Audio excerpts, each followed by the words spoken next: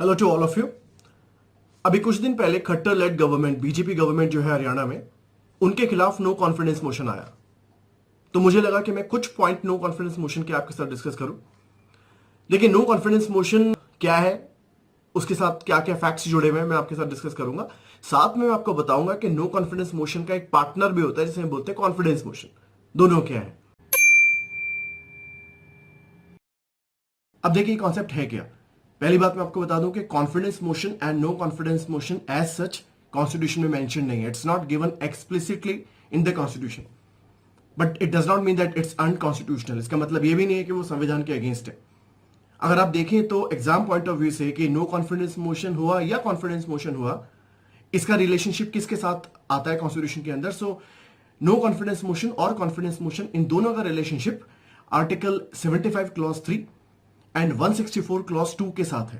अब ये है क्या, एक बात करता है यूनियन गवर्नमेंट की, आर्टिकल 75 क्लॉज 3 यूनियन गवर्नमेंट की बात कर रहा है एंड 164 क्लॉज 2 स्टेट गवर्नमेंट की बात कर रहा है। और दोनों एक ही बात कर रहे हैं कि the government will be collectively responsible to the popular house.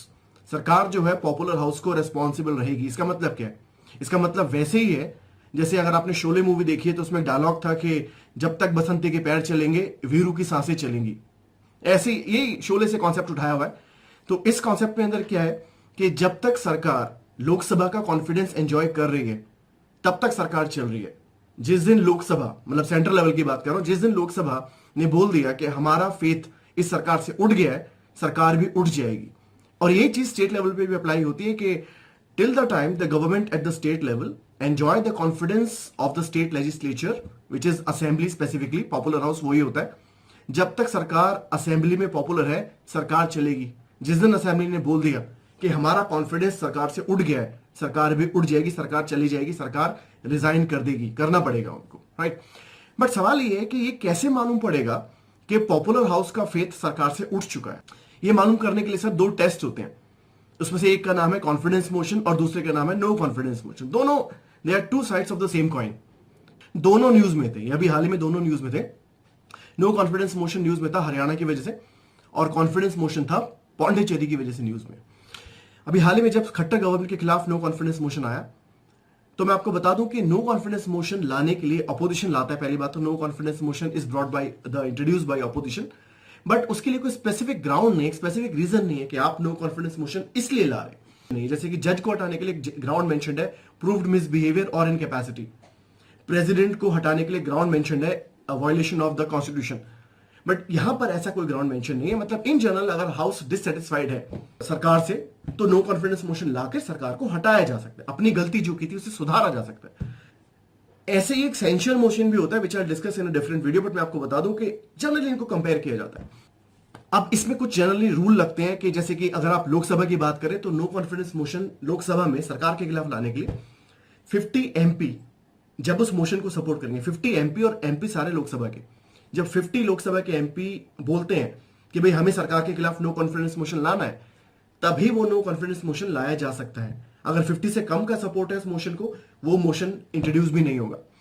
Point number 2, speaker जज करते हैं कि whether this motion is actually suitable to be taken forward for passage और नॉट। जब 50 मेंबर्स का सपोर्ट मिल जाता है तो स्पीकर फिर उसको एक्सेप्ट करते हैं और बाद में उसके ऊपर वोटिंग होती है, डिस्कशन के बाद वोटिंग होती है। तो पहले 50 मेंबर सपोर्ट करेंगे मोशन को, स्पीकर उसे एक्सेप्ट करेंगे, उसके बाद उस पर डिबेट होगा, एक दिन फिक्स किया जाएगा डिबेट का, डिबेट होगा और उसके बाद उस पर वोटिंग की जाएगी। अब इसके अंदर जनरली काफी लोगों को ये समझ में नहीं आता कभी कभी कि भाई किस मेजोरिटी से वोटिंग पास की जाएगी। मैं आपको बता दूं, नो कॉन्फिडेंस मोशन हो या कॉन्फिडेंस मोशन हो, दोनों इफेक्टिव मेजोरिटी से पास होते हैं। इफेक्टिव मेजोरिटी का मतलब क्या है? इफेक्टिव मेजोरिटी का मतलब है more than half of the effective strength of the house, more than half of the effective strength of the house. Effective strength का मतलब क्या है? इफेक्टिव स्ट्रेंथ का मतलब यह है कि इफेक्टिव मेंबर कितने हैं। मान लीजिए टोटल मेंबर इनिशियली 543 थे, उसमें से मान लीजिए कुछ लोग रिजाइन कर गए, कुछ की डेथ हो गई, कुछ को डिस्क्वालीफाई कर दिया गया, तो उनको हटा दें तो इफेक्टिव स्ट्रेंथ निकल के आती है हाउस की, और उसका हाफ कीजिए, उससे ज्यादा जो नंबर आएगा उस सपोर्ट से वो बिल, वो मोशन पास किया जाएगा। उसके बाद नो कॉन्फिडेंस मोशन कभी भी एक इंडिविजुअल मिनिस्टर या 2 या 3 4 5 मिनिस्टर्स के खिलाफ नहीं आता है। नो कॉन्फिडेंस मोशन पूरी की पूरी सरकार के खिलाफ आता है, और अगर वो पास हो जाए तो सरकार रिजाइन करेगी। नो कॉन्फिडेंस मोशन अगर पास हो जाए तो सरकार को रिजाइन करना पड़ेगा। मोदी गवर्नमेंट के खिलाफ भी नो कॉन्फिडेंस मोशन आया था, अगर आपको पता है तो 2018 के अंदर, मगर वो फेल हो गया था। अभी खट्टर गवर्नमेंट के खिलाफ भी नो कॉन्फिडेंस मोशन आया, वो भी फेल हो गया। अब आप सोचते होंगे कि फिर जब फेल हो जाते हैं तो उसका फायदा क्या। अब मैं आपको बता दूं कि जब अपोजिशन मेंबर्स हाउस में नो कॉन्फिडेंस मोशन इंट्रोड्यूस करते हैं, उन्हें भी ज्यादातर समय पता होता है कि ये मोशन फेल हो जाएगा। बट सवाल यह कि जब मोशन फेल ही हो जाने वाला है तो आप क्यों इसे इंट्रोड्यूस करते हैं, आपकी बेइज्जती होती। बट सवाल यह यहां बेइज्जती का नहीं है, सवाल यह है कि अपोजिशन में ही है, वो पावर में तो है नहीं, मगर फिर भी वो जनता को बताना चाहता है there is something wrong with the working of the government. और उस वीक एरियाज को हाईलाइट करने के लिए, हालांकि वो कोई स्पेसिफिक ग्राउंड मेंशन नहीं करते कि हम नो कॉन्फिडेंस मोशन इस ग्राउंड पे ला रहे हैं, but generally it is brought to pull the attention of the people towards one और टू और any in general specific areas of misgovernance of the government. जैसे भी हाल ही में जो नो कॉन्फिडेंस मोशन आया खट्टर गवर्नमेंट के खिलाफ, उसमें उन्होंने इस बात को भी एक्चुअली हाईलाइट करने की कोशिश की कि farm bill pay Khattar government किसानों के प्रति सिंपैथेटिक नहीं है। So it's mostly a tool to tarnish the image of the government, not actually it's not effectively able to remove the government. और ये तो और तब भी ज्यादा मुश्किल और भी हो जाता है अगर सरकार की सिंगल मेजोरिटी गवर्नमेंट है। अगर सरकार सिंगल मेजोरिटी गवर्नमेंट है तो उसे हटाना और भी ज्यादा मुश्किल हो जाता है। उसका एक रीजन है, रीजन ये है कि जब नो कॉन्फिडेंस मोशन लाया जाता है तो हर पार्टी अपने जो लेजिस्लेटर है हाउस के अंदर, उन्हें एक ऑर्डर इश्यू करती है कि कल नो कॉन्फिडेंस मोशन आने वाला है या कॉन्फिडेंस मोशन आने वाला है। अब मैं इन दोनों के बीच में आपको डिफरेंस बताऊंगा, कॉन्फिडेंस मोशन आने वाला है या नो कॉन्फिडेंस मोशन आने वाला है, तो आपको इस तरीके से वोट करना है, या तो उसको सपोर्ट करना है या उसको अपोज करना है। इस डायरेक्शन को बोलते हैं विप। हर पार्टी अपने अपने रेस्पेक्टिव लेजिस्लेटर्स को ऑर्डर इश्यू करती है विप। जैसे कि आई एम कांग्रेस एमपी, तो कांग्रेस मुझे बताएगी मोशन को सपोर्ट करना है या अपोज करना है, इसे विप बोलते हैं। और ये विप बाइंडिंग होता है। अगर मैं अपने पार्टी के हिसाब से वोट नहीं करता हूं तो मुझे हाउस से डिस्क्वालीफाई किया जा सकता है अंडर एंटी डिफेक्शन लॉ। इसीलिए एंटी डिफेक्शन लॉ के डर की वजह से मुझे वैसे ही वोट करना पड़ेगा जैसे मुझे पार्टी बोलती है। इससे होता क्या है, जब सिंगल पार्टी गवर्नमेंट होती है, मान लीजिए बीजेपी की मेजोरिटी है, टोटल मेजोरिटी है, वो सरकार चला रही है, सेंटर में या स्टेट में कोई फर्क नहीं पड़ता, तो उस केस में मुझे बीजेपी के द्वारा दिए हुए निर्देश, जिसको विप बोल रहे हैं, वैसे ही वोट करना पड़ेगा। अब बीजेपी तो यही बोलेगी कि अपोज करो नो कॉन्फिडेंस मोशन को, तो सारे लेजिस्लेटर वैसे ही वोट करते हैं। इससे जैसी पार्टी बोलती है कि आप इस मोशन को अपोज करो, जो रूलिंग पार्टी है, तो वो मोशन डिफीट ही हो जाता है। अब मैं आपको ये बताना चाह रहा हूं कि कहीं ना कहीं एंटी डिफेक्शन लॉ की वजह से भी नो कॉन्फिडेंस मोशन इनइफेक्टिव हो जाता है, और स्पेसिफिकली तब हो जाता है जब सिंगल पार्टी गवर्नमेंट होती है। सिंगल पार्टी मतलब मेजोरिटी गवर्नमेंट है, कोलिशन नहीं है अपने आप में ये। क्योंकि कोलिशन होता तो कोलिशन पार्टनर्स हो सकते हैं खुद नो कॉन्फिडेंस मोशन को सपोर्ट करने लग सकते थे, मतलब for any XYZ reasons, personal reasons भी हो सकते थे, करप्ट रीजंस भी हो सकते थे। तो एंटी डिफेक्शन लॉ की वजह से जो रूलिंग पार्टी लेजिस्लेटर है वो खुद बाध्य है कि वो नो कॉन्फिडेंस मोशन को अपोज करें, जिस वजह से no confidence motion maximum time fail ही हो जाता है।